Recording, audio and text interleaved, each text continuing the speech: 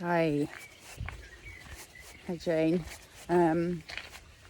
Reflecting, and I thought I'd send you, I thought I'd do a video first and then I'll see what it looks like, sounds like.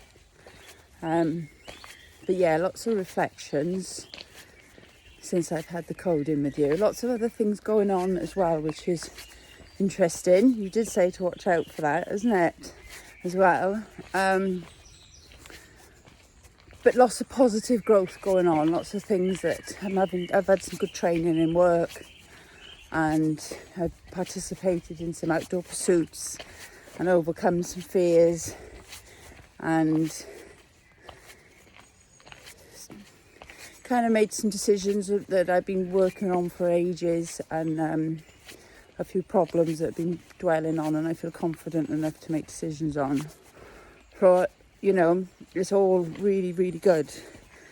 And I don't know how much I can attribute to the coding, because I know I'm doing a lot of work on myself as well and really focusing on it, and doing things like improving my well-being.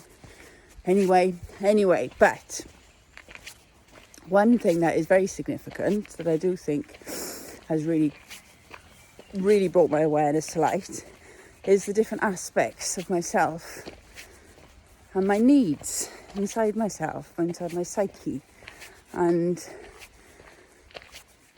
becoming in touch with the various Wendy's at different ages in different parts of my life is creating a big reunion and reintegration of myself, and an awareness of the different parts of myself and the fears within myself and the needs within myself that I need to honour and respect and tend to. And if I ignore them, then they are part of the subconscious and they're driving me and they have an influence, but I'm not aware of them. So obviously the more work I do on becoming aware of my own conscious drives and my own conscious needs, the more I know myself, and the more I can accept myself, and the more I can be realistic about what decisions I make and what I can have in my life or what I don't want in my life, or what will always jar and what will always align. Because by knowing yourself, you know that it's going to be a waste of energy going down a certain route, because it's not going to totally work. So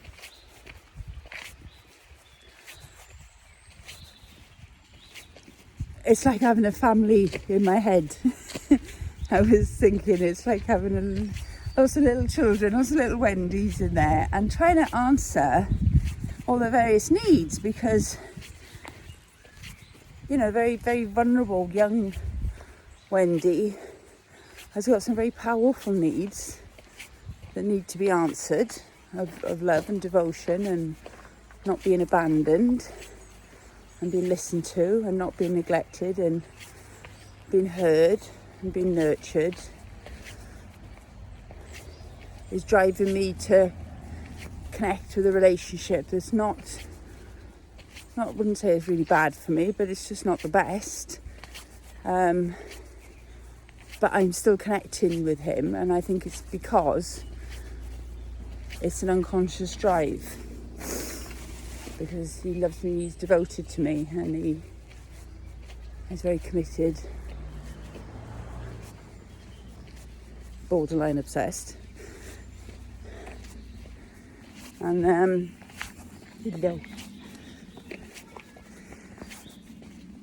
and so I'm aware of that, and I'm starting to be aware of these kind of young girl needs, these kind of powerful drives, and then equally being aware of, you know, mature women's needs, and my need to have someone in my life that's going to look after me. And, you know, as much as my ex loves me and is obsessed and committed to me, he can't look after me because he struggles to look after himself. So my mature older sister Wendy is saying, no, you know, you've had enough of that in your life. You've looked after lots of mentally unwell men throughout your life, and you don't need that anymore, and you've had enough of that, and you're tired and you're getting older now, and you need someone that can look after you, or at least share the looking after. So I'm really aware of that. I'm really aware of it. And also the other thing is like, I've been thinking that I can try and tune into this unconscious space where you took me myself, and interested enough, I can kind of starting to read my inner psyche a bit more and interpret it, which I'd love to be able to explain how to do it for other people, because I think I might be able to do that. It's a bit like when I used to do psychic healing, I used to do Indian head massage, and I used to get visions, not so much visions, but like, yeah, I use the word vision, but I used to get like images and scenarios in my mind. I'd see them, they'd flash. And I started to trust them. And I'd say to people, oh, you know, do you do, like for instance, I remember seeing like lots of pound signs. And I was thinking, oh, you know, I said to the woman, you know, do you work in finance? And, you know, you worried about money at the moment? And it was like, yeah, bang on. And then another woman, I was like seeing horses. I said, do you work with horses? And you're involved in horse care. And it's just like stuff like that is quite psychic. And but I've learned how to do that. So when I had tapping therapy, I could visualise my emotions quite well. And with you, and I think that's why I'm quite receptive. I've got to go. I've got a call coming in.